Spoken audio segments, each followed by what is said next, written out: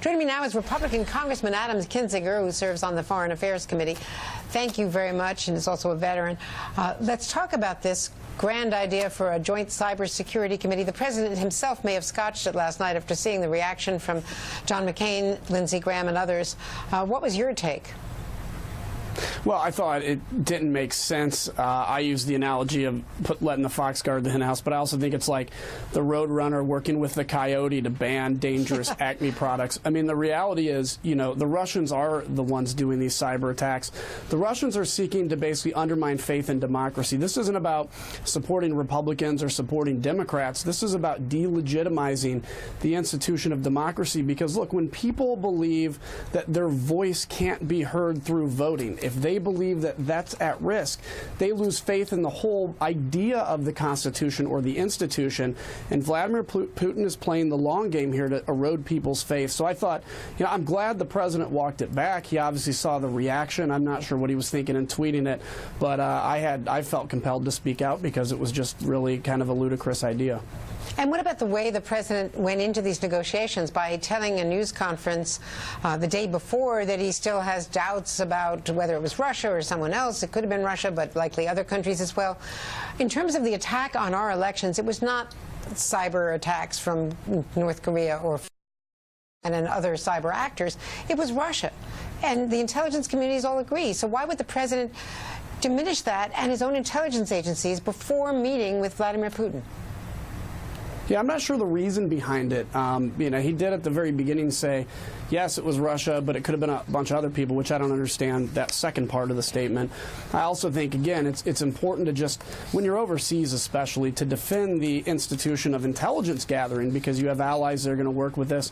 I thought he actually had a pretty good G20 meeting from his speech in Poland to some other things where he really undermined himself, I think, was in the tweets that followed. I thought, you know, the actual meeting with Vladimir Putin, when it ended, I was impressed and, frankly, somewhat surprised that he brought up election meddling. Vladimir Putin says he accepted his answer. I don't believe that. I think it was probably just, well, let's move on to the next subject.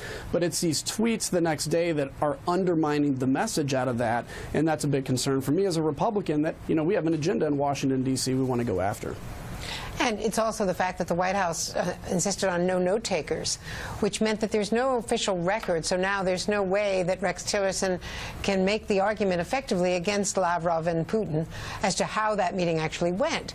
I want to also ask you about Don Jr., because now we understand that both intelligence committees, House and Senate, are likely going to want to talk to him about this meeting, the contradictory statements, the explanations for his meeting only a few days after his father became the presumptive nominee, meeting with a Russian lawyer who is well known to be connected to Putin and to Putin's interests, lobbying to try to pull back the Magnitsky Act and those sanctions.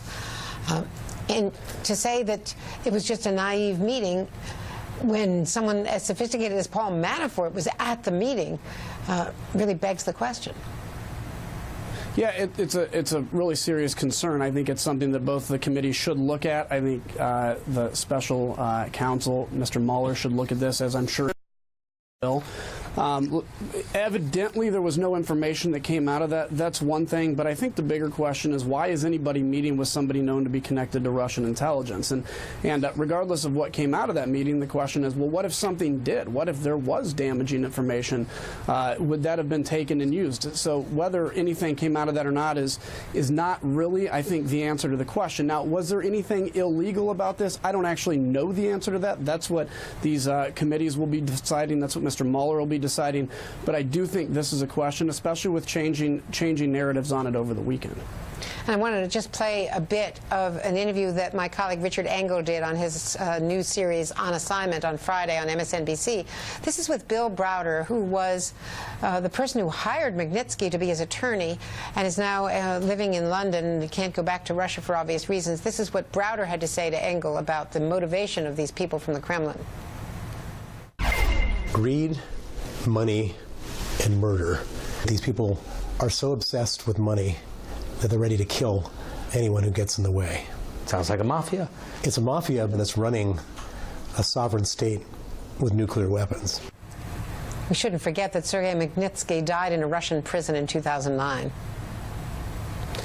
Yeah, this is absolutely true. I mean, when we look at Russia, we try to think of them as rational actors. I think Vladimir Putin's a very smart guy, even though I don't like him. I think he understands how to rebuild the Soviet empire, which he's trying to do. That's why he's bombing hospitals with innocent children in Syria, hurting innocents in Ukraine, and trying to expand his empire. But the reality is you do have these Russian mafias that are running Russia. You have these oligarchs that are partially in charge.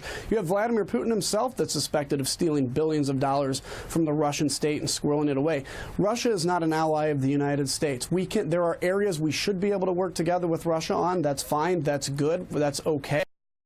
But I think we have to understand that Russia only reacts to brick walls. When President Trump stands up and says, you are not going beyond this point, Vladimir Putin won't challenge it because he knows he controls a country that has 1/20th, their economy is 1/20th the size of the United States, and their military is in disrepair. So we have the upper hand here, and I think that's something that it behooves all of us to constantly remember in this narrative. Congressman Adam Kinzinger, thank you very much. Thanks for being with us today. Anytime.